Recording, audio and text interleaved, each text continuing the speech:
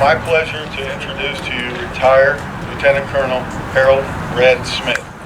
He served in the U.S. Air Force and was stationed over in Vietnam during the Vietnam War. He's also my father.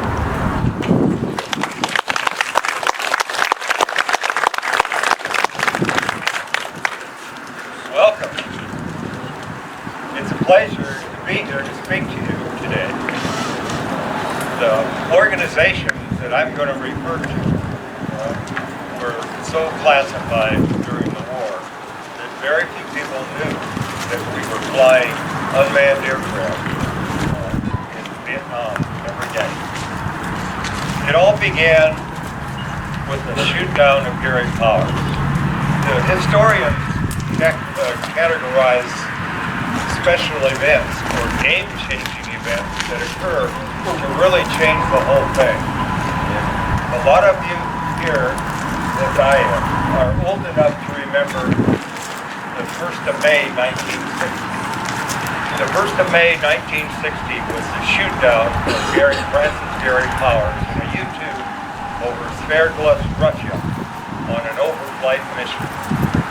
President Eisenhower had scheduled that mission to give him the latest information prior to an anticipated summit meeting with Premier Khrushchev in Paris.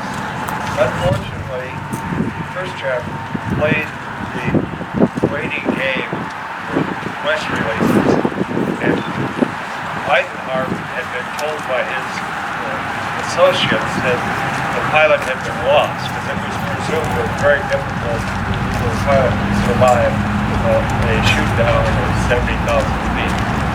Well, he did survive and surprised the administration, and Eisenhower had to admit that the story was false, and it drove the U.S. and Russia into a 40-year Cold War. A lot of you remember how bad the Cold War was. Because of that shoot down, the people in the Air Force and the Pentagon were not necessarily categorizing it as an Air Force shoot down. After all, it wasn't an Air Force airplane, it was a CIA airplane. It was an Air Force pilot that had been placed on reserve duty and assigned as a commercial pilot and paid to fly the missions. Gary Powers ended up in prison for over 2 years and was finally released in a trade at the Kleiniger Bridge. Meanwhile, in the Pentagon, we had people in the Air Force in the basement of AFX OTR thinking about what they could do to stop the risk of capturing pilots. Thus was born a program called Little Red Wagon, and a contract was finally allowed with Air Force money to look into the possibility of flying a drone on overflight. Tests were done. The program was well on its way. It was successful in defeating attempts by U.S. interceptor aircraft to intercept the drone that had been launched at 1:30 out in the bay. And we had still naysayers in the organization, in the Air Force, and in the media. One of the things that happened, though, in 1964, with the heat of the Vietnam War, the drones were deployed to Okinawa, and the first sorties were flown over China at high altitude. Our aircraft was the 147B, and it could achieve altitudes very close to 70,000 feet and fly 1,500 miles and take pictures the whole way.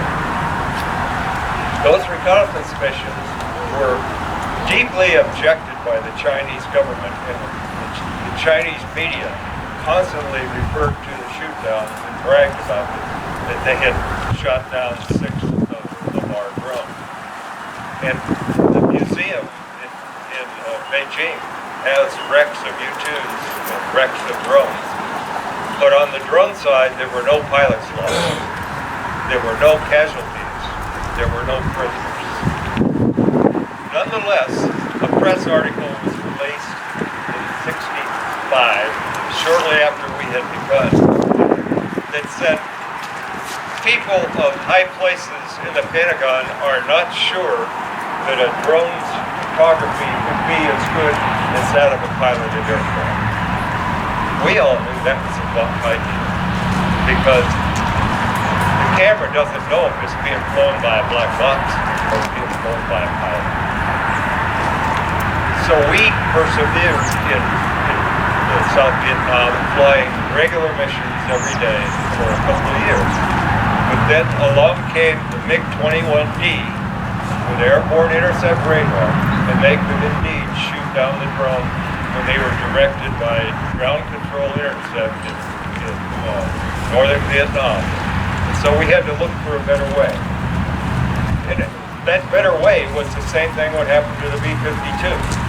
The B-52 was designed as a 1960s penetrating high-altitude strategic bomber to take the nuclear mission into the heartland of whoever turned out to be the enemy that required that action, namely Russia. The same thing happened to the B-52 that happened to the drone. They were at risk because of advanced electronics in the SA-2. The SA-2 was not really, that's the anti-aircraft missile that the Russians used, was not really capable in its early days, but Khrushchev pushed them to get to a point where it could reach the 70,000 feet altitude. And of course the B-52s were at a lower altitude than that. So the drones had to do the same thing. We put the short wings back on the target. The original classified aircraft came from a target that was begun in 1948. And by the time that we were talking about flying Little Red Wagon, the drone had been well improved and had capability to fly at 50,000 feet at high subsonic speeds. At a very low cross-section, radar cross-section, fore and aft. It's very hard even for the airborne intercept to find it. So we changed the low altitude in our success rate to blue. And this is a photograph. We can't have a screen here, but I'll pass this around.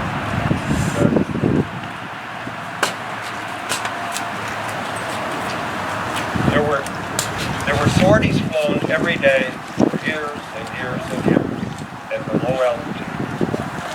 And we penetrated North Vietnam every day. And the best part of the operation was begun in '72 when Nixon was tired of the 9 years delay by the North Vietnamese to settle a peace accord where the talks dragged on and on and on in Paris. So Nixon, God bless him, ordered bombing of the North. The B-52s went in on about the 15th and 18th of December 1972 and bombed till Christmas Eve. And they're very upset. There are first-hand accounts of how difficult it was to be under a B-52 bombing attack. Each B-52 could carry 88 bombs. And I happened to be in the bomb group at the time when that was going on in Thailand. So then Nixon called it off 48 hours. He said, if you don't come to the table, we'll resume. They didn't believe him. So he resumed bombing again, and it continued until mid-January. And they finally, in the North Vietnamese, decided they'd had enough. Their infrastructure was literally destroyed. Power plants, bridges, their military installations. In no way was the B-52 targeted against the military. Only military targets. The plum in this whole story is the the only photographs taken of the bomb damage. It's called BDA, bomb damage assessment. Every day during that campaign, our little drones were flying 500 miles an hour at 500 feet, taking pictures where you could read the insignia on the uniforms of the people involved. And those photographs were all top secret, and no one in this audience was privy to them at the time. Subsequent to that time, there was a meeting in March of 1973 where the chief of the Joint Staff, Admiral Ford, gave a presentation to members of the House Armed Services Committee. And he said, "Gentlemen, I want you to notice that each one of these photographs says this was a drone photograph." It was a great day for the drone people because it's been an uphill battle to persevere as far as we have come. The last issue in the drone business that came to the fore was in 1970 when Golda Meir came to Nixon and said, "Mr. President, please help us. We lost 7 F-4s in 2 weeks over Egypt." And that was prelude activity because the Russians were moving into Egypt in 1970. This little bird here is a US-made drone. It has Israeli signature on it, but it was used as a decoy by the Israelis, who would launch it on a dead reckoning course to go over SAM sites, and the Arabs would shoot all the things they had launched and ready to go. And then the IAF, the Israeli Air Force, would come and pound those sites so they weren't able to function again for some time. In 1975, 1975, Secretary of the Air Force Plummer, Under Secretary of the Air Force Plummer, came to our meeting. We had started a drone association for advocacy because there had been no one with advocacy in the administration and in industry and in the media because it all had been so classified. And Plummer said, "We recognize the Israelis were very successful with the decoys. We're going to look into that." 30 years later, there was a panic task to put decoys on shock and awe night, 19 December 2004. And that was when we launched 17 south and 18 north to be decoyed and disrupt the communication of the Iraq. Then the last incident that I was talking about was the effort by Golda Meir and several programs were established in the drone program we have. It was a strike drone. You all know now today that the Predator has been dropping Hellfire missiles on the enemy, starting in Yemen, Iraq, and has been very successful even in the Syrian endeavor with the armed Predator and now the armed Reaper, which is bigger, better, carry more weapons.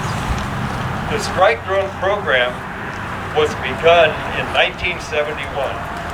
At the start of the year, we had 1 year to produce a demonstration that would fly a Maverick off-wood target drone, one of ours, and hit a target. TV-guided drone and a TV-guided Maverick launched from a DC-130. We tried to get the Hughes company to bid on a single rail launcher because at that time there were only triple launchers. It carried on the F-4 or other large aircraft for weapons. They wouldn't do it. They said it'd be $1 million in a year. Our budget was $1.1 million. So we managed to modify an existing term by sawing the outboard left and right lateral up. Voila! We had a single rail launcher. And we launched on the 17th of December 1971, a hit, and subsequent right after that another hit. And this is what the bird looked like. It's another target drone with a modification to carry the memory. Pass that around.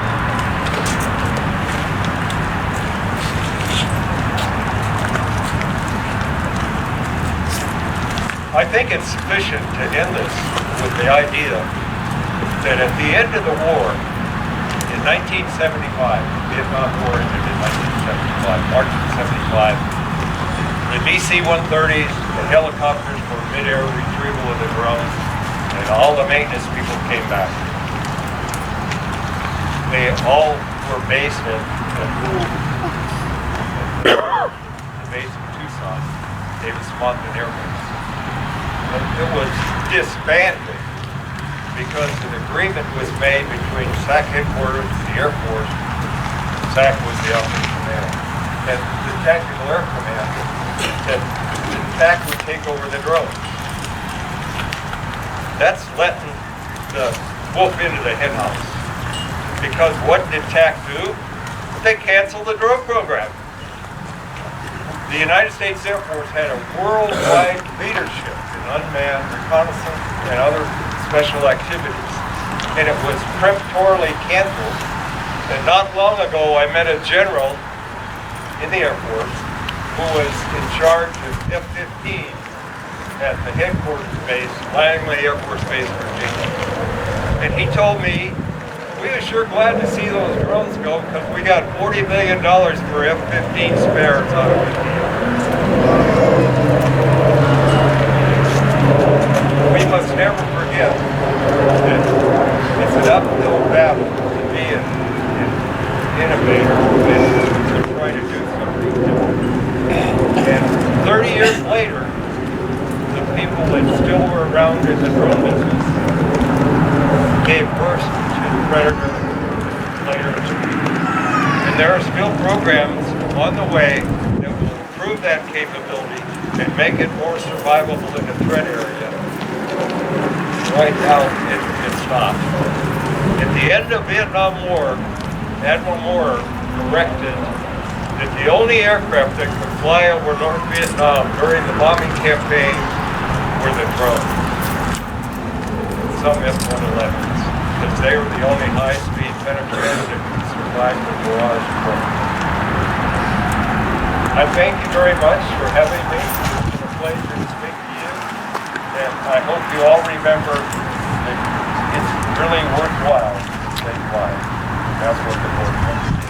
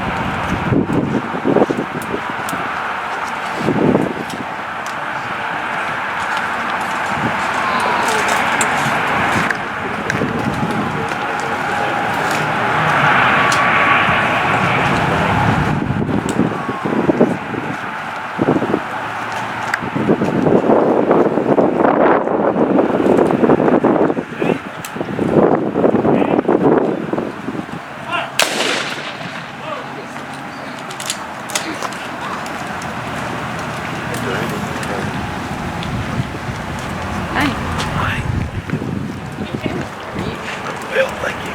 Okay. Staying busy?